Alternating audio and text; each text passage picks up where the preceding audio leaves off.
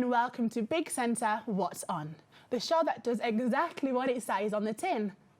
I'm Chanel Shay Calvin, and today's show we're going to be meeting two movers and shakers in the Midlands' wonderfully diverse entertainment scene. But first, there are so many gigs and performances happening here in the Midlands, and we want to let you know what's on. So below me, you'll see all the gigs and comedy shows that are coming up over the weekend. While at the same time, here on my left, are events, theatres, theme parks and family days out. In future shows, we'll be featuring our regular reviewers who'll be talking about their particular passion, from the vibrant club scene, rock music, the arts, local theatre to jazz and blues. Here on Big Centre What's On, we want to hear about your events, shows or gigs, and we'll be giving you our contact details later in the show. My first guest today is the man who brought street food to the attention of Birmingham. Digbuff Dining Club is a multi-award-winning event that has changed the face of Birmingham's alternative food scene since it started in 2012.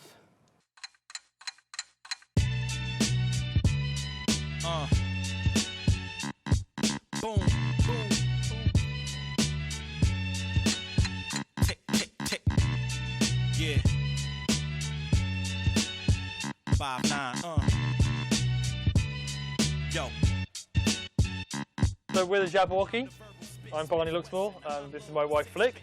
We do the classic British toasty, everything from ham and cheese to beef Stilton and Piccadilly.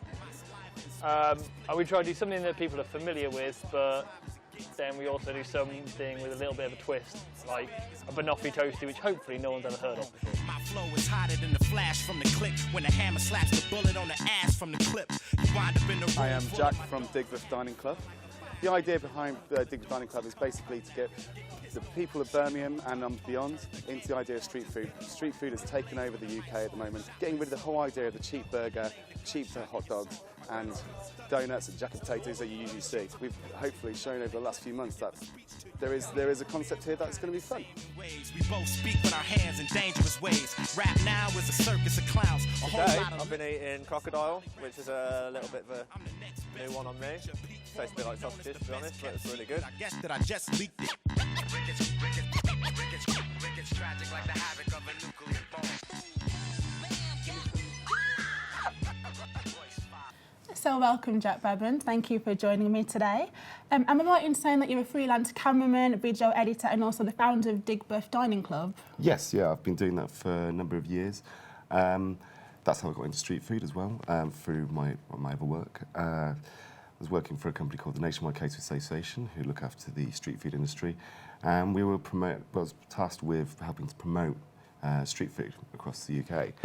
So we were visiting a number of cities, but the one place that we've noticed it wasn't happening was Birmingham, and obviously this was our base. So we wanted to make, I wanted to make the decision to actually try and bring this, because we'd seen it working in other cities. It was fantastic, fun events that were going on here, and also people, enjoying good food. So that's why we made the decision to bring it to Birmingham. So why do you think Birmingham didn't have one before?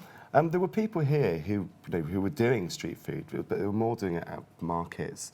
It was a bit disjointed. So there was stuff going on here before, but I don't think it was to the level that obviously what we wanted to bring it here. So we wanted to bring an event that brought that all together and celebrated, the great food that is from across the world. But also, there was people in the city like the Meat Shack, who's one of our biggest sort of street food stars. We came on board from day one, and we now see him, and he's one of the, he's almost like a minor celebrity when it comes to cooking. So going back to you travelling to different cities, is there an event which you aspired for you to actually bring it to Birmingham? Yeah, there's a street feast in London, and I'd say that's probably the most similar one to us. They run every Friday as well, based down in the east of London, and they really captured, the idea of, the food is important, but it's also about the atmosphere. And I think that's what we try and do. And obviously, where we're based at Spotlight next door, which is our home venue, home venues. the importance is, you know, is about the atmosphere, the music, sort of the vibrancy. You know, we're obviously a converted warehouse, and the back is, you know, a car park. But we, you know, every Friday we convert this into, you know, have something resembling, I would say, something like a street food grotto. So stripping it right back, what is street food? It's more than just a burger van, isn't it? There's more to it? Yeah, I mean, when we first started, you know, the important thing was to give people's image of street food that it wasn't just like a cheap burger van or say a jacket potato, which you do see in Birmingham, but it was about quality. Everyone who's involved with us in terms of the street foods side, they're passionate about the food, or they even have a history of food. For example, someone like Sai and James, who run the Buddha Belly, which is a Thai food specialist. Sai was on MasterChef for her cooking. Oh, wow. You know, she's Thai, and she comes from a history of street food traders back in Thailand.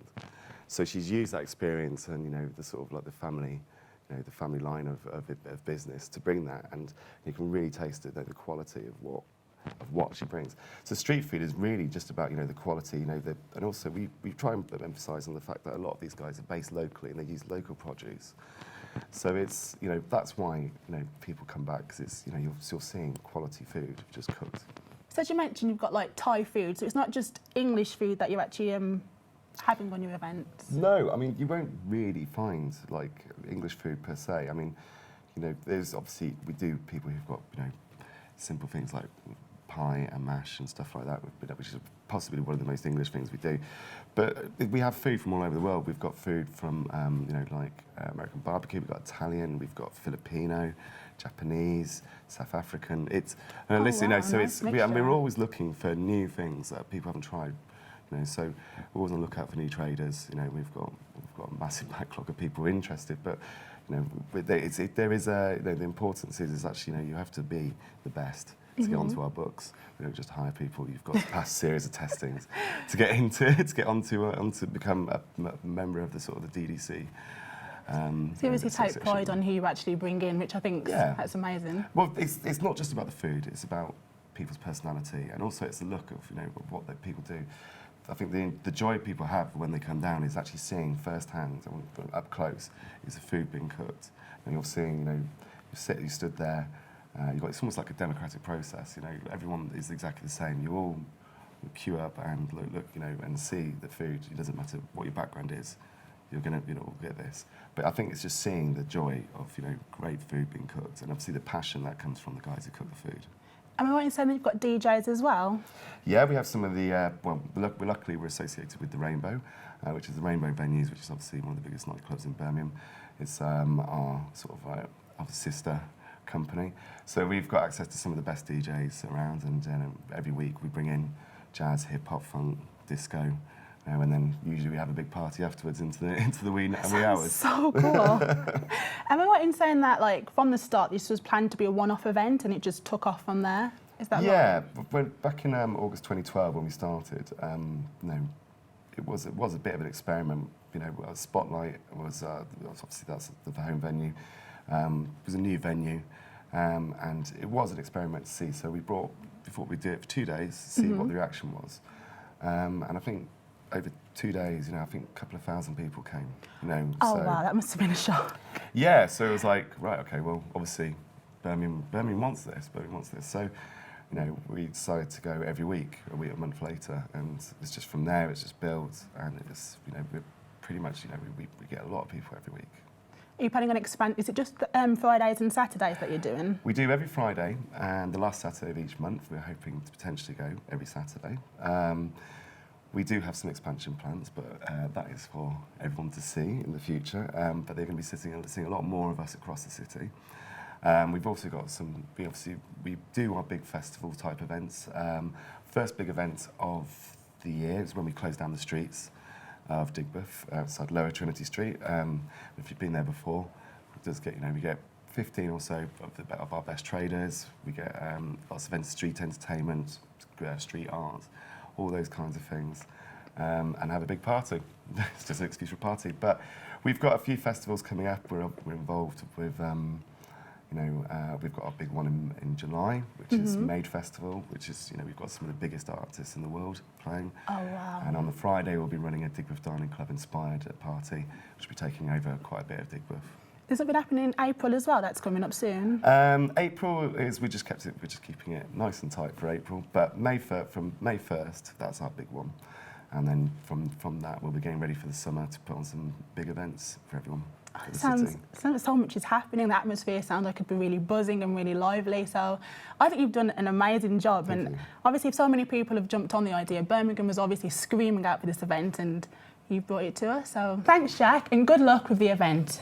I think that I'll be sampling some of the food this weekend. So that's all for part one. Join me after the break. We'll be meeting one of the Midlands' rising music stars.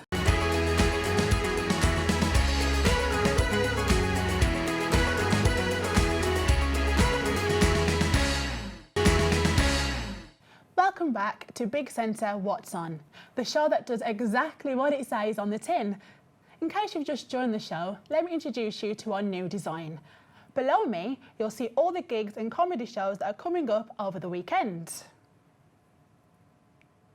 While at the same time, here on the left, are events, theatres, theme parks and family days out. Earlier on, I mentioned we want to hear about your events, shows or gigs. So here are the details you'll need on the screen now. Don't worry if you didn't get all that, we'll show them again at the end of the programme. Now, because it's Easter weekend, here's a few ideas for family days out in the region.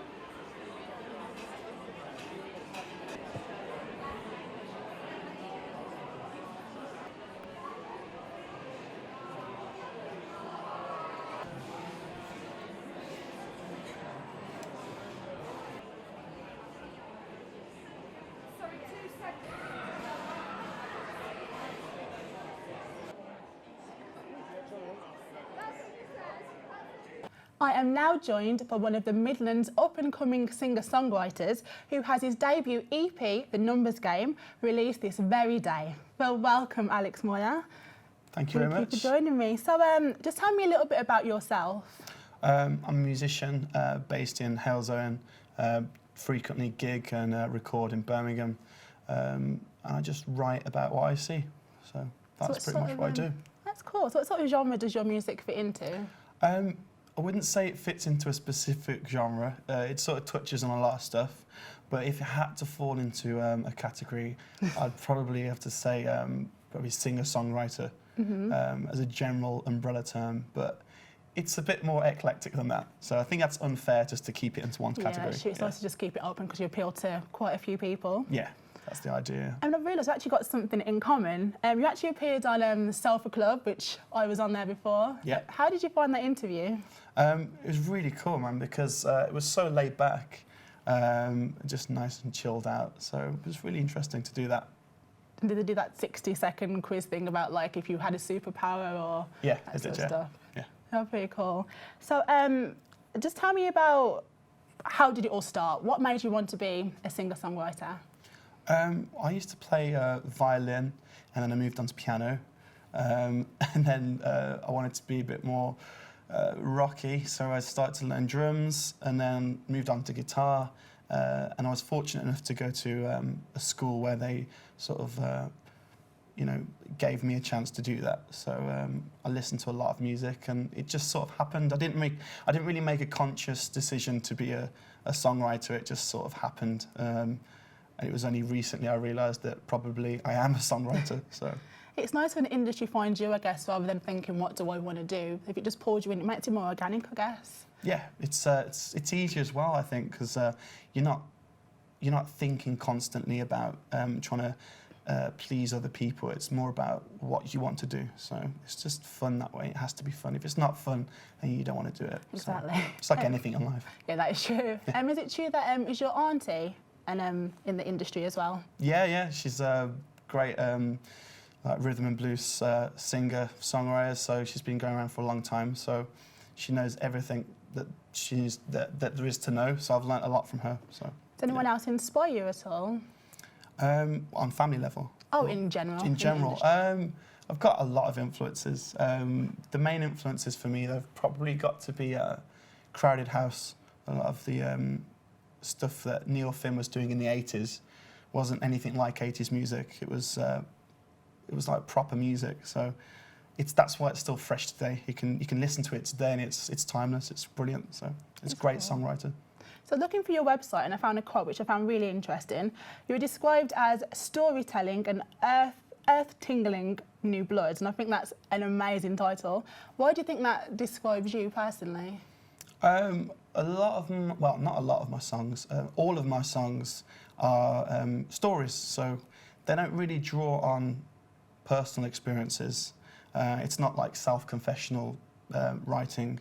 I don't really indulge into that sort of thing. I like to look at creating a fictional world, like a book really, and then putting music to it, because it's more of an escapism sort of tool that people want to use, rather than hearing about the same old, I was in love and then I fell out of love and all that business. So I'd rather write about things that are unusual and absurd and that can't happen in real life. That's a pretty cool little twist on it. Yeah. So as I mentioned at the start, you've got an EP coming out. Just let everyone know what is that and what can we expect to hear that? There's 3 tracks on it. All sort of different sounds and vibes from all over the place really that I've been influenced by. A lot of the stuff is really just like chilled out and just easygoing and real feel-good stuff. A lot of it's stories as well, so it's really interesting to hear back from my perspective, because it's difficult to listen to your own stuff. Yeah. But with this stuff, I've enjoyed it. It's nice. Do you have any gigs coming up at all?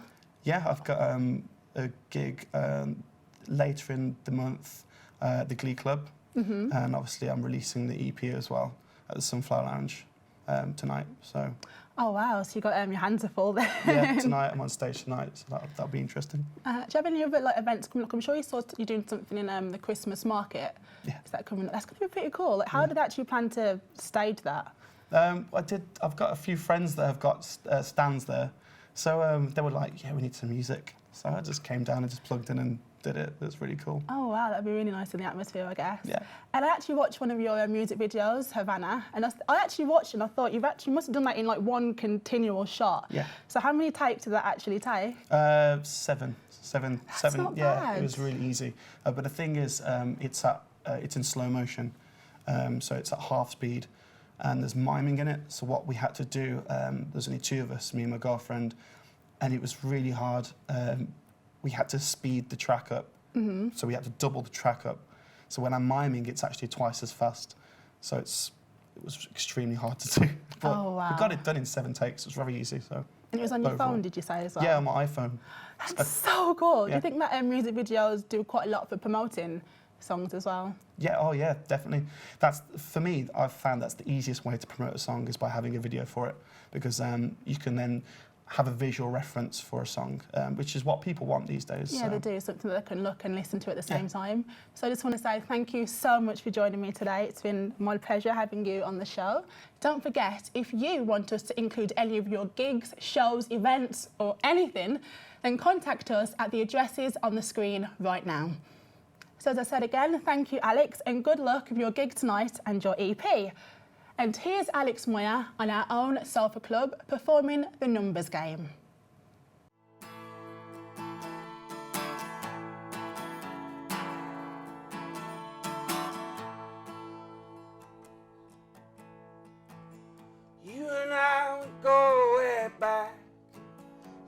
almost gave me a heart attack. Try to find out where you've been. It's not a pleasure, it's just a sin.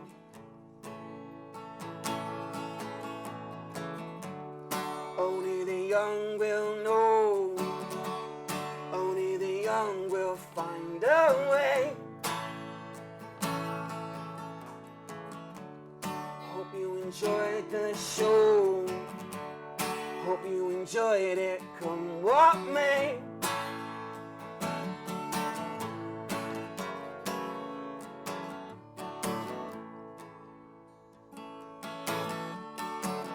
You and I, we used to dance. We'd dance a light fandango. The cherry blossom would make us laugh. The right emotions we would show.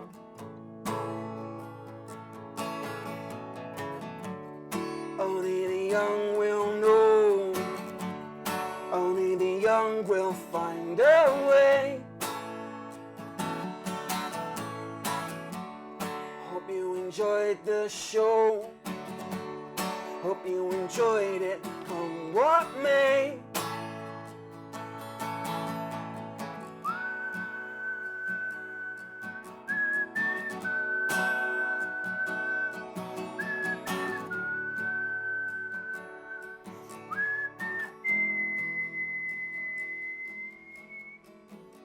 You and I go way back. You almost gave me a heart attack. Try to find out where you've been. It's not a pleasure, it's just a sin.